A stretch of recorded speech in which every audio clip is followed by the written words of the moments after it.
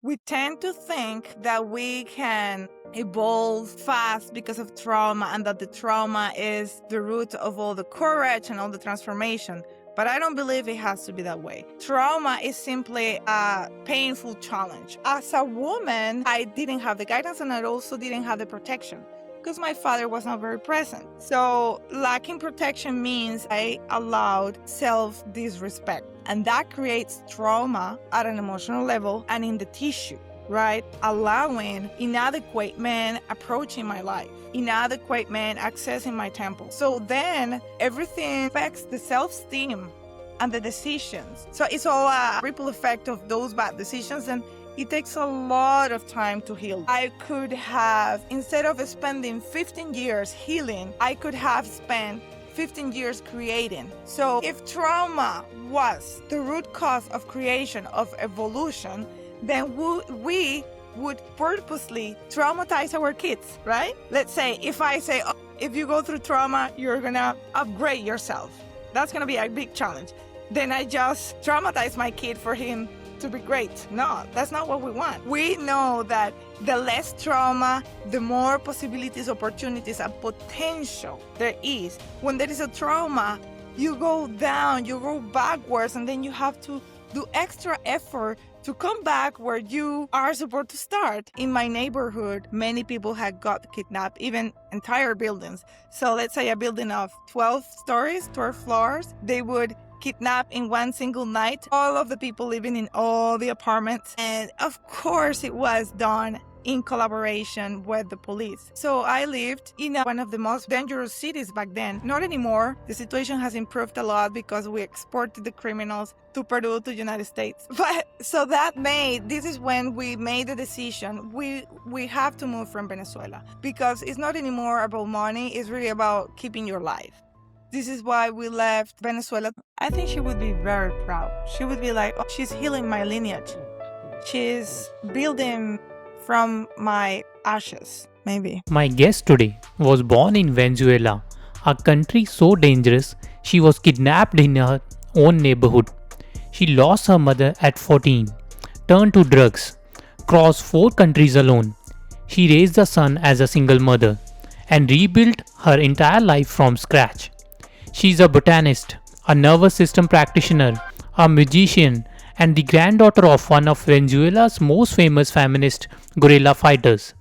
This is Flora Zenit. So, Flora, your story revolves around 4 countries and the self-built career, and you created a healing practice from scratch. But before we get into all of that, I want to ask you, how's everything before it all existed?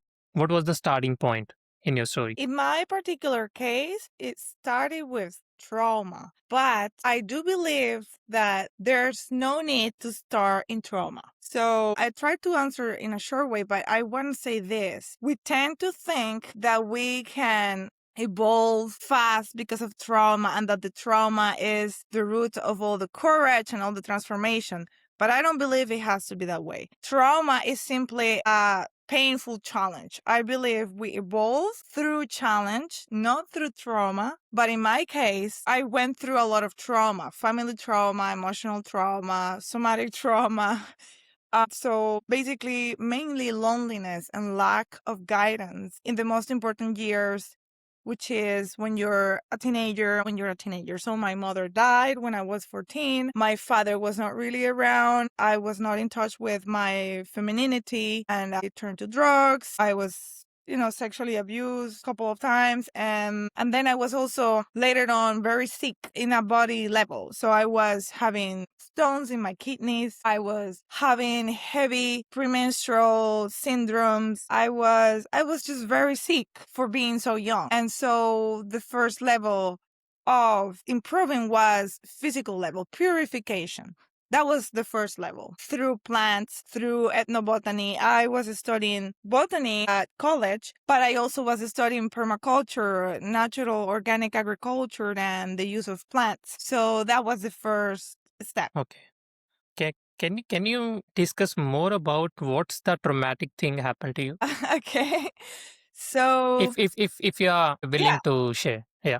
Yeah, totally. The mother is the most important guidance for a woman, right? For a girl. She wasn't there. She was also a single mother and she was a single child. So there wasn't family around. There was not a network of love. So the fact that I was really lonely and lack of guidance. Therefore, I was trying to search for a refuge for, I was at those ages when you're a kid and when you're a teenager, you're a sponge and you are just a reflection and a mirror of whatever is put in front of you. And you just don't have the criteria. So you absorb a lot of wrong values, a lot of darkness. And you're also exploring. So you're crossing the edges, you're transgressing. So not only that attitude of already being rebel, but also the lack of guidance makes it even worse. So I made a lot of bad decisions.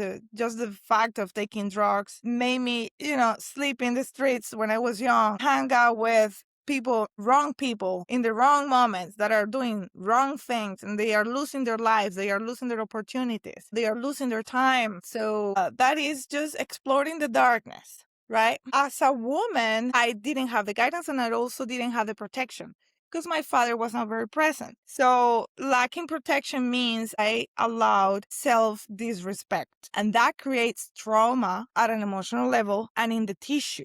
Right? Allowing inadequate men approaching my life, inadequate men accessing my temple. So then everything affects the self-esteem and the decisions. So it's all a ripple effect of those bad decisions, and it takes a lot of time to heal them. If you look back at your life, do you regret those decisions, or you think what you are today it's because of what happened to you in your childhood? Yeah, that's a good question. So that's what I am trying to have a different perspective to what is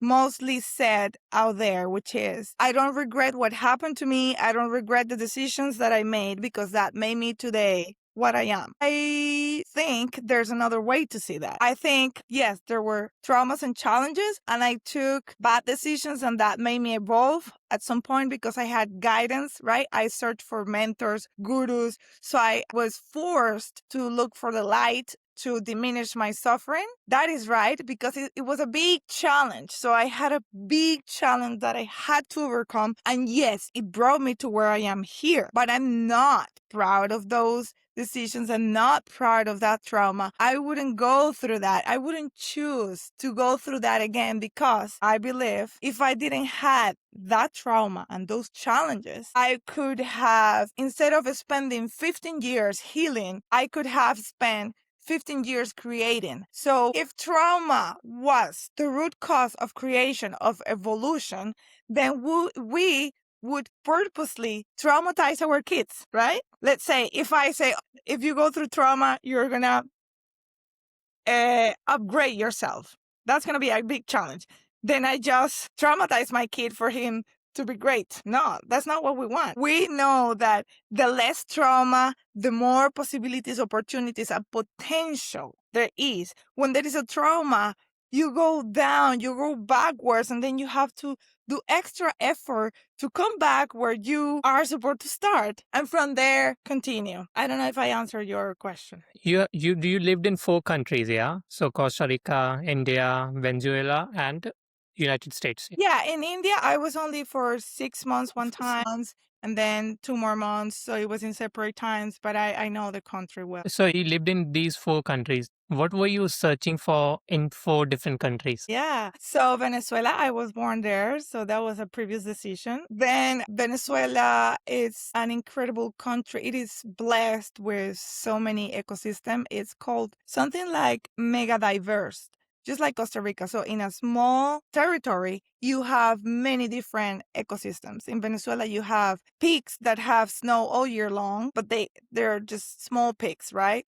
But then you have plains and you have the Caribbean Ocean and you have desert and you have Amazon, and the amount of diversity is incredible. And a lot of cultural mix. But we have a lot of oil, and that is a blessing, but that is a curse. So it creates a society that is monoproductor. So we were mono exporters of oil, and all the other talents were not cultivated as a collective. Anyways, we entered this war, even though we don't call it war, but it was like a war, a civilian war for many years. And I was married and we had the opportunity to go to Costa Rica. And we decided to do that because we got kidnapped in the city. So it was very common back then to be kidnapped for 1 or 2 nights. And if you lived in the rural areas, it was very common to be kidnapped for 1 month. But in the but cities, why so?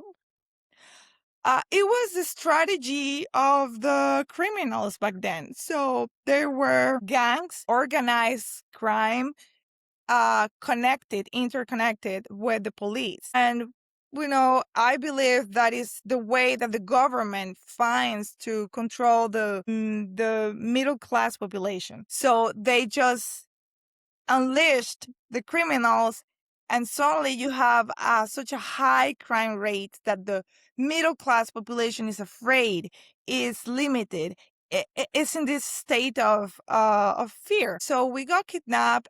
In my neighborhood, many people had got kidnapped, even entire buildings. So let's say a building of 12 stories, 12 floors, they would kidnap in one single night all of the people living in all the apartments. And of course, it was done in collaboration with the police. So I lived in one of the most dangerous cities back then. Not anymore. The situation has improved a lot because we exported the criminals to Peru, to United States. But so this is when we made the decision. We have to move from Venezuela because it's not anymore about money. It's really about keeping your life.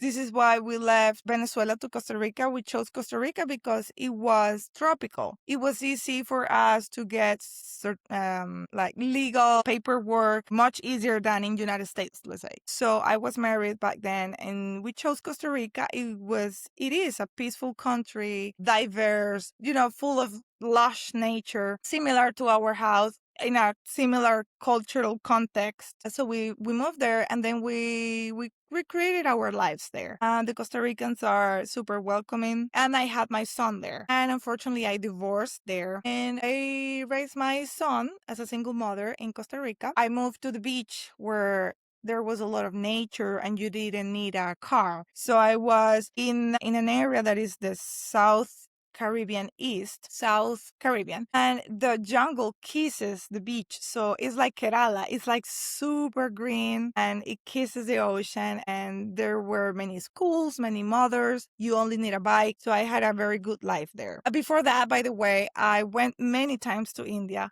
because I adopted Indian philosophy in my life when I was young. That was my refuge. So I didn't have a proper father. My mother was accent. And then this religion appeared in my life with a guru from India, and I adopted the values. And I went to India to do pilgrimage in many cities, searching for answers to what is death, why people suffer, why people have abundance. Is it injustice? Is it fair? What is beyond the order that we see? What is the blueprint of that creation, right? What are the reasons beyond of what we see? And Vedic culture really gave me so many answers that satisfy my mind, my emotions, and my body. And in India, I lived in ashrams all the time, did a lot of prayers, austerities, yoga, bhakti yoga. And that was a phase of purification. But as we know, India also has a big coverage of ignorance. The society there has degraded very much because of entropy, human nature. I don't know. I wouldn't say that modern Indian society is Vedic. It's a Vedic example. I think it's super degraded, just Yeah. like the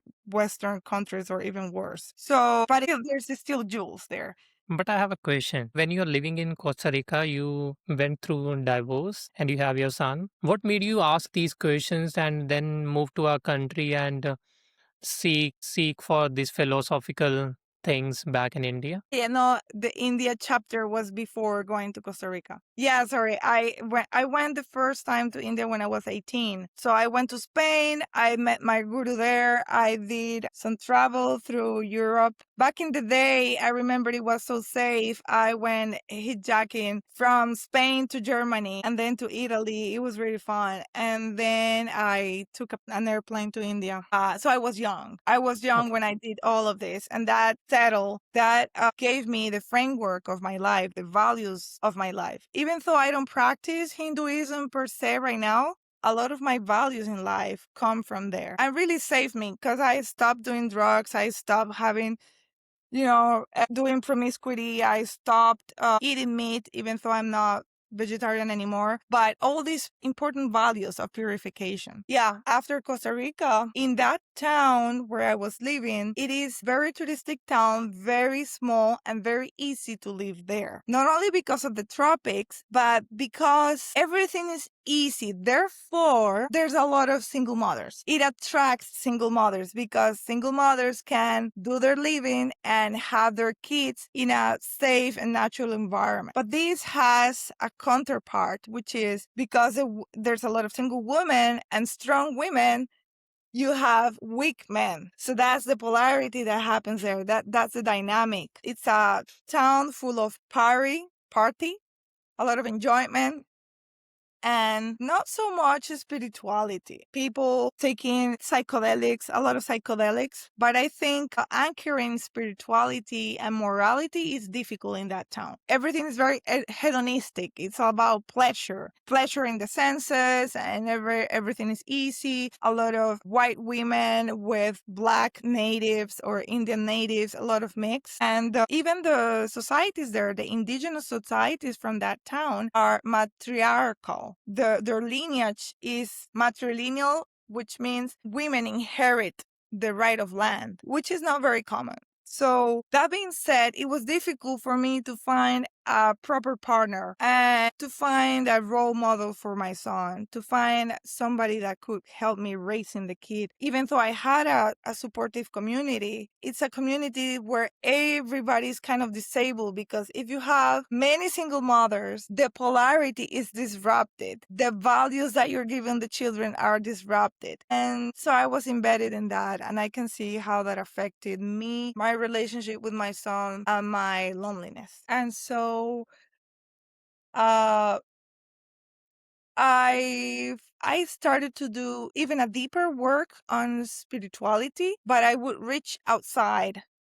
I went to Denmark to study Kundalini activation. I went to United States to do a couple of other Kundalini activation programs. And once I started to change my mindset regarding the feminine natural polarity, then my partner appeared in my life. And this is why I live in United States. Okay. That's pretty interesting. So you talk openly about that your transformation took really long years. So Yeah. what do you think? Why that transformation take that many years? What was the gap? Yeah, that's a very good question. First of all, there is such a heavy programming in the collective. So you can advance, right? It's not that I was stuck. I was advancing, but in the wrong direction because I was told that the right direction is to be strong, to be independent, to be. So I was cultivating things that, yes, I was progressing, but I was not really healing the root cause of the problems. So there was still a lot of victimization and kind of covering the trauma and blaming the man, blaming the collective political system. So when I say that the collective was not allowing me to heal, it's not that I am blaming the collective.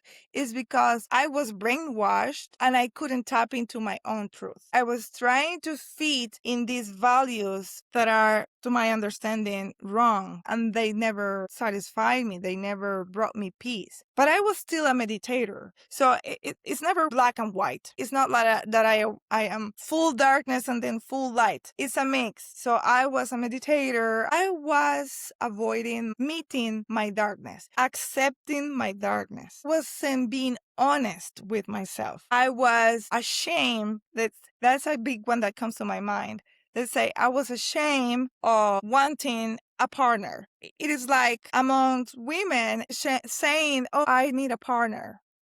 is the equivalent of saying I am weak. I feel incomplete. So the response would always be like, you don't need to feel incomplete. You don't need a partner to be happy. You don't need a man to raise your child. So it's a constant denial of a legitimate need. And so that is So a big part. do you think so? You need someone to make you complete in your life? It depends on your path. If you have a child, if you have a family, yes. So, in Christian philosophy and in Vedic philosophy, there are two paths. And in the natural way, there are two paths. Let's take the pills. Each path carries a lesson, and the lesson comes from the sacrifice, not the trauma, but the sacrifice, which is a challenge. So sacrifice comes from Latin, sacro facere, making sacred. That's the real meaning of sacrifice. So if I make sacred that I want really to be free with no responsibilities and have all the time to speculate or think about God, right? I make the sacrifice of the flesh, of the impulses, of the everything that distracts me. That's one path. And then the other path, which is the grihasta, the householder, if you want to enjoy this life, enjoy this nature, then you have to make the sacrifice of carrying on the lineage for these to exist. So that being said, when you have a kid, you conceive the kid, you need a second person to conceive the kid. A kid needs the two polarities. You need the support not only of the father and the mother, but of the grandparents, the cousins, the aunts, a whole community, right? Nobody's going to sacrifice themselves for my kid the way a blood family member would do. Of course, there is toxic families. I'm not going to get in there. But I would give my life for my son. I would not give my life for another child. There are levels. At a soul level, you don't need anybody. The soul is between you and God, or the source, or however you want to call it. But at a duality level, you want to create projects and family, you need it. Yeah, that's pretty interesting. I like this conversation now. So yeah, let's talk about your grandmother Argelia. Yeah, so she's the most significant feminist figure. So what was it like carrying that legacy along with you? Yeah, so it was, in her own words, black, poor, and woman. So it's like the most vulnerable and, let's say, less resourceful position that you can be in, right? So she suffered a rape, and from that rape, that the result is my father. So when she was raped, she decided, she was a school teacher in a rural area, very poor. She decided that she wanted to have him and that she was going to fight to change the world so that my father grew up in a more suitable environment, let's say. That was her cause, her passion. And so she founded the guerrilla movement. uh she went into the jungle, I guess, after my father was born.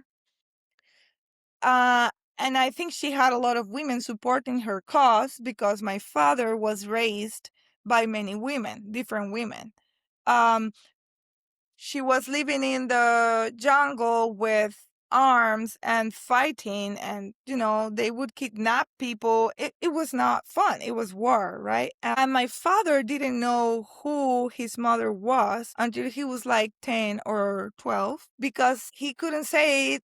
This is the thing, if he said that he was her son, he could be used as a bait, because she was Okay. a leader. She was a leader, and they could use him to blackmail her, to force her, or so the link couldn't be known. Then she had two other kids while she was in war. I don't know how she made it. And then finally, the government made peace with the guerrilla movement, and she founded with other people the Socialist Party, so Movimiento al Mas. And then she became deputy twice in the Congress.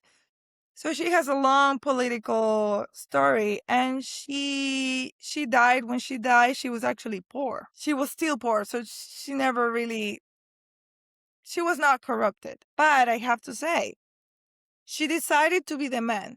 So out of trauma, right? Her trauma, her poverty, she felt excluded. She felt the victim. She was actually maybe the victim, but she never left that victimhood mentality. And from the wound, she did whatever she could, whatever she thought that would change her life and her reality. But because she was a leader, because she was a man, she neglected her children. So my father, I mean, of course, the fact that he was the result of a rape and the poverty, you cannot expect much, but also she lacked the presence of the mother. So my father, he had his first daughter when he was 14 years old, 1-4.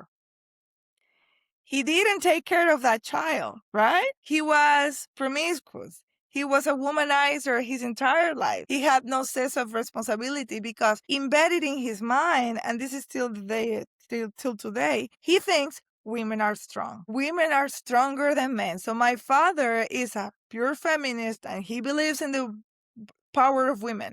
And so it's wrong because you're supposed, as a man, you're supposed to be strong and to be the protector. But here you are, you've been raised by the most feminist woman who is strong, and you're a emasculated man that is disconnected from his power, that is falling for the temptations of the flesh and lacks of guidance, of masculine guidance. I mean, I love my father, but I'm trying to see it from a wider perspective, not taking it personal. So he conceived me with my mother, who was also a feminist, and he was not really responsible. You know, he was an alcoholic, a womanizer. My mother was feminist, very masculine. And so when you're very masculine as a woman, you attract a very feminine man. And feminine man doesn't mean that he's skinny and that he looks like a girl. Feminine man means that he lacks accountability. He's not protector, he's not provider, and he's hedonistic, womanizer. And they attract each other because of polarity. Because a strong woman doesn't want to be led. She wants to lead. She wants to feel strong. She wants to take the decisions. Therefore, a protector man will not approach her. So that whole lineage of my grandmother, the daughter that my father had when he was 14, she in her turn had her first daughter at 15 years old. And the daughter had a daughter at 14 years old. So it's a whole chain of misery, poverty, absence, scarcity. So how to cut that, you know? With strong families, strong protection, strong union, masculine, feminine, sacred union, conceiving a child with mindfulness. And so, yeah, my grandmother did amazing things. She passed with her group the law for giving 6 months of paid pregnancy in jobs. Let's say you get pregnant, and so you can not work for 6 months, but you get paid. So 3 months before giving birth and 3 months after, which is, it's great, you know, in this industrial world, it is important. So she did that. What else she did? She would travel the entire world giving conferences and participating in conferences. And she was a commander in chief. So when I was in her house, it was like, Florida, massage me the feet. And you're like, so she was very masculine. And I don't think I ever met her a boyfriend or anything. But I have a question. Don't you think so? Whatever she did it for a bigger cause because she did it for so many women out there. They're living a much better life than before. Yeah, but she was sacrificing from trauma. Her whole drive came from trauma, from hatred. She went to war. She could, so the women have two options. You can inspire the man, right? Or you can try to dominate the man. So, and this is in general. So yes, she was an empowered woman, but from the masculine perspective. She was a woman in her masculine and she created change, right? But what about if you're a woman in your feminine and you create change? So that the creation, the result that will come from creating change in a coherent state which is in your own polarity, being responsible for what is around you, will be more coherent than creating from a place of distortion. So yes, she created these handouts from the government. I get it. It is important. But at the same time, she planted the seed, at least in my country, of women are strong and they can do it on themselves and they can rely on the government. So I don't believe that. I believe in strong, sovereign families that don't rely in the government. So what about educating the men? So, do you get hatred because of your opinions now? Because your grandmother is such a significant figure, she's a extreme feminist, and now you're criticizing her for her opinion.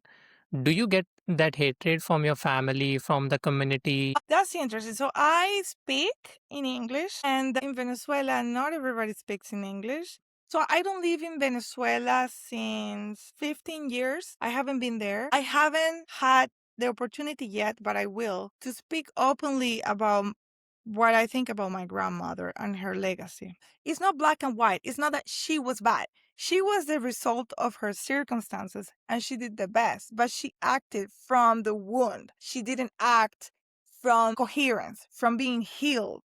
Okay, she didn't have the support and she was not open to receive it because she was strong and she could do it alone and she was independent. So, yes, these things create a lot of resistance among the women community. I have little attack, but I have more of an indifference. So I have so many friends that stop following me, stop talking to me. They think I am stupid, I am weak, I don't understand. So that's the thing. When I was a feminist until my 25 years, until I was 25, I was a feminist. I read Simone de Beauvoir, and I was also communist. Or yeah, that was the way I was raised. Those were my values, and I saw how that was bringing me suffering, bad choices, because I was in the wrong polarity, because I didn't have an understanding of the real natural masculine feminine dynamics. I chose the wrong partner. Let's say I chose the father of my son, the biological father. He's 28 years older than me. That is wrong. But why did I choose that, right? Because of my lack of self-esteem, because of my lack of respect, because I didn't know how to attract an adequate partner, because the feminine lineage is broken, because we don't learn right now as women what is the function of the woman? How can she be happy? How can she create a happy family? How can she be fulfilled in her polarity? So all of those mistakes inevitably took me to being a single mother because I had that example of my strong mother, my strong grandmother, and my weak masculine man. So this result that we're seeing all over in the planet is the result of the distorted polarity. And so I think it's an irony that my grandmother is that leader and that I have not the audacity, but I feel like it's my duty to call her out with love. So let's talk about the community you co-founded, Regenerative Intentional Community. Walk me through it. We were single mothers mostly, 7. One was just a single girl, she didn't have kids. And our community in Costa Rica is, as I said previously, a very touristic town. So it was getting from COVID, the whole COVID situation made it to suddenly grow and grow and grow. All the people were coming and buying and cutting trees and buying little pieces of land and building and building and noise, pollution. And so we just wanted to have some silence and space for the kids to grow. A lot of the women didn't have the resources or had little resources, limited resources. And the land was going very fast, high in price because of the demand. So what we did is the elder lady, she's almost 60, she would call a circle and then we would gather once a week to talk and to see if we had any news about properties for sale around big enough to hold space enough for us. But then the beautiful part, she was guiding this, is that we would meditate in circle in a tradition that comes from a lady from Canada. It's called Gaia Yoga. And so we would think about a crystal in the center, and we set the intention of finding a land that was affordable, that we could be close to the beach because we didn't want to go very far. All these needs and features, right, to manifest it. So we set the intention and we would get together and meditate every week. And so it appeared something that was unbelievable. And so, the lands, let's say to give you an example, where about $20 per square meter was the cheapest and not even so close to the beach. And we found a land that was $3 per square meter, 1 mile from the beach, and with a little river, everything beautiful. But there was a challenge, which is the land had 24 lots. It was already subdivided in half an acre. So half an acre is enough space for a family to have their own thing and not to feel crowded. But we didn't have the money for 24, and we were only 6 women. So every woman reached for their friends, right? Hey, you want to join? You want to join? And in 3 months, from the moment we found the land, in 3 months, we gathered 24 people and we purchased the land in the same day. And so some of the women didn't have money. So other women lent the money for these women, and then they paid after some longer without interest. It was really like, I just want you to be part of this community. I just want you to be here, but you got to be accountable for what you need to pay. But so there was a lot of generosity, and we would get together again every week, not only for meditating, but talking about logistics. And then the assignment of every lot, because there were, 24 lots. Some were nicer than others, right? Some were really steep. Mine has a swamp. The others were riverfront. Other were like front to the road. So how do you distribute this without getting into fights? It's difficult with people that you barely know, because remember, only 6. We were like 7, really, the core.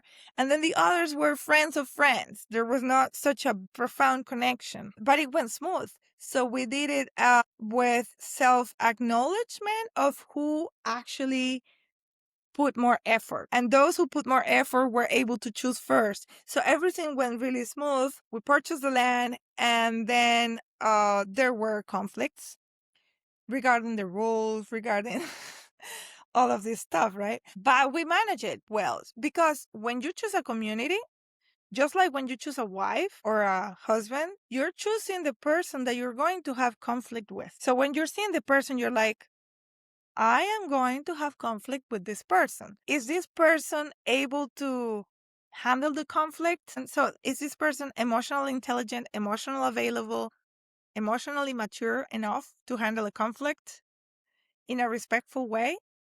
Can we handle a conflict?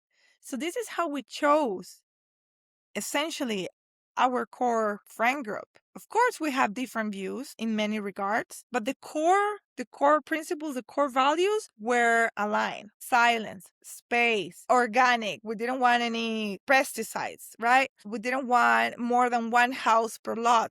So certain things that were very clear.